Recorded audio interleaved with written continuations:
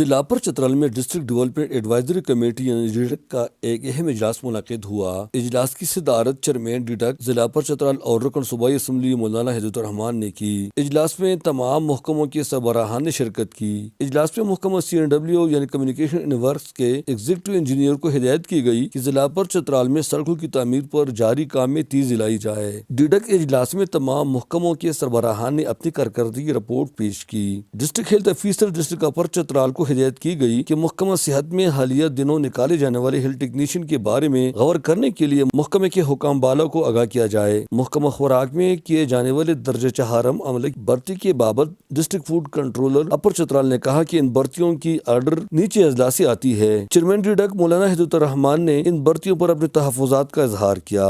اس مرتبہ خاص کر جو ہمارے پاس ایشوز تھے یہ کلاس فورم کے حوالے سے تھے، چونکہ کلاس فور ہمارے چترال میں بھرتی کیے جاتے اور ہمیں جو نا ٹچ تک نہیں کرتے، ہم سے پوچھتے بھی نہیں ہے، چونکہ بحیثیت MPA حکومت کا فرض بنتا ہے، وزیر اعلیٰ صاحب کا آرڈر بھی ہے کہ MPA سے مشورہ کر کے کلاس فور بھرتی کرے، لیکن بڑے افسوس سے میں کہتا ہوں کہ یہاں پہ منسٹر صاحبان یا کوئی دوسرا سیکرٹری یا ڈائریکٹر جو بھی ہوتے ہیں اپنے اختیارات سے جو نا کلاس فور بھرتی کرتے ہیں۔ اجلاس میں بتایا گیا کہ برپ اور دیگر علاقوں میں غلہ گودام کے لیے جن لوگوں نے زمین دی تھی ان کو نظر انداز کرتے ہوئے وہاں کسی اور کو بھرتی کیا گیا ہے۔ چیئرمین ڈیڈک نے تمام محکموں کے سربراہان کو ہدایت کی کہ وہ تمام اسامیوں پر میرٹ کی بنیاد پر بھرتی کیا کرے اور کسی کی حق تلفی نہ کرے۔ مولانا ہدایت الرحمان نے سختی سے کہا کہ درجہ چہارم کی اسامیوں پر صرف مقامی اور حقدار لوگوں کو بھرتی کیا جائے۔ یہ اجلاس دعائیہ کلمات کے ساتھ اختتام پذیر ہوا۔